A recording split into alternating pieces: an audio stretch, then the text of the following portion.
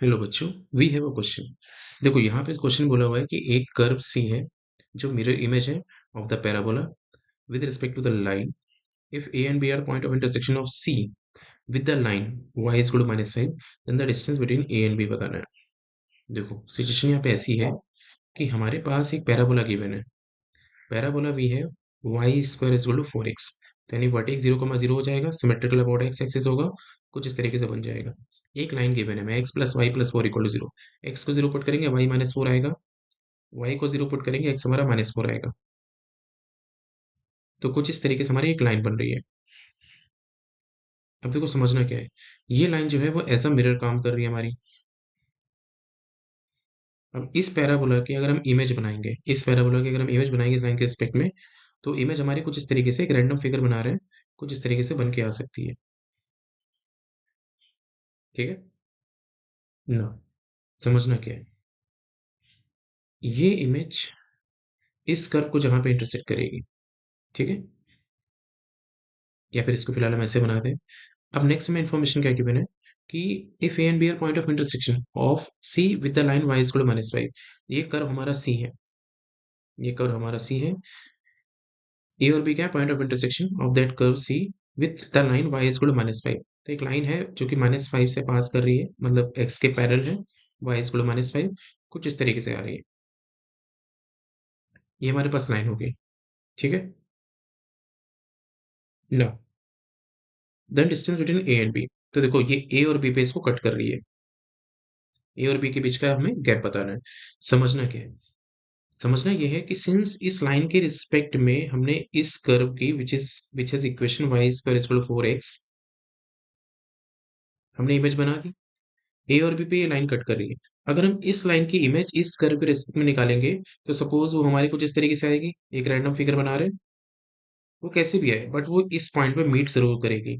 मतलब इस curve like इस लाइन पे जो प्लेन मिरर है हमारा, उस पे मीट करेगी, किससे? अपनी रियल इमेज से, ठीक है, अपने रियल व्यू से अपनी जो इसकी इमेज आ रही है वो मीट जरूर करेगी। ये एक पॉइंट फिक्स है हमारा। नो, तो हम क्या करेंगे, देखो ए और बी यहाँ पे आ रहा है, वैसे यहाँ पे सी और डी आ जाएगा। तो जो गैप सी और डी के बीच में होगा वही गैप ए और बी के बीच में होगा, ठीक है। इमेज का जो साइज होता है वो तो चेंज नहीं होता, पोजीशन वेरी करती है। तो यहाँ पे ए बी का जो साइज होगा वही सी डी का साइज होगा, ये वेरी नहीं करेगा। बस हमें सी डी की जो इक्वेशन है वो चेंज हो जाएगी क्योंकि पोजीशन चेंज हो रही है। तो हमें सी डी की इक्वेशन निकालनी है। कैसे निकालेंगे? देखो हमें पता है कि ये पॉइंट ऑफ इंटरसेक्शन तो फिक्स है, ठीक है। तो पॉइंट ऑफ इंटरसेक्शन निकालने के लिए हमारे पास ये लाइन गिवन है और ये भी लाइन गिवन है। फर्स्ट लाइन भी है x plus y plus four equal to zero. दूसरी हमारे पास लाइन है y इक्वल टू -5, ठीक है। पुट कर देंगे यहाँ पे x is equal to 1, x का कोऑर्डिनेट हमारा 1 आ जाएगा। No, since as we can see, line जो होगी हमारी, जो मिरर है, सपोज हमारे पास एक ये प्लेन मिरर हो गया और एक लाइन ऐसी है। अगर इसकी इमेज इस प्लेन के मिरर के रिस्पेक्ट में निकालेंगे तो कुछ ऐसी आएगी। मतलब क्या है, जितना ये लाइन एंगल बनाएगी उतनी ही इसकी इमेज एंगल बनाएगी। Both angle must be same, ठीक है। ये लाइन एज अ बाइसेक्टर काम करती है। हमने सीखा हुआ है कि अगर कोई ऑब्जेक्ट होता है, उससे रे ऑफ लाइट जाती है, रिफ्लेक्ट होती है, तो जो एंगल ऑफ इंसिडेंस होता है वो एंगल ऑफ रिफ्लेक्शन के इक्वल होता है ना? ये एंगल हमारे इक्वल होते हैं।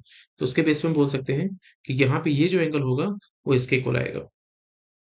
बेनिफिट क्या होगा, हमें पता है लाइन जो है हमारी हॉरिजॉन्टल है, और ये जो लाइन गिवन है इसका स्लोप कितना है हमारा, हम देख सकते हैं। We have x plus y plus four equal to zero. Slope आएगा -1। एंगल कितना आएगा? 135 डिग्री। तो ये जो टोटल एंगल बन रहा है हमारा वो 135 है। या फिर अगर क्लॉकवाइज करेंगे तो कितना हो जाएगा? 45 डिग्री। नो, अगर ये 45 डिग्री है तो ये भी एंगल कितना हो जाएगा? 45 डिग्री। Both are equal. ना अगर ये 45 है तो ऑब्वियसली जो टोटल होता है 180 होता है लीनियर पेयर की प्रॉपर्टी से। तो ये बचा कितना हमारा? 90। अभी 90 बचा। अब इसका मीनिंग क्या हो गया कि लाइन तुम्हारी परपेंडिकुलर हो गई, लाइन हमारी परपेंडिकुलर हो गई। तो जब लाइन परपेंडिकुलर हो गई तो ऑब्वियसली वो एक्स के परपेंडिकुलर है, और एक्स के परपेंडिकुलर जो लाइन की इक्वेशन होती है वो एक्स इज इक्वल टू के होती है। और हमारी इक्वेशन भी एक्स इज इक्वल टू के फॉर्म में आ रही थी। यानी कि यही हमारी फाइनल इक्वेशन है, which is x - 1 equal to 0। ठीक है। नाउ ये लाइन जो होगी इस कर्व को मीट करेगी सीओडी पे, तो हम निकाल सकते हैं। एक्स इज इक्वल टू 1 भी है, पुट करेंगे तो हमें मिलेगा क्या, y square is equal to 4x यानी कि 4, वाई की वैल्यू निकल के आएगी +-2।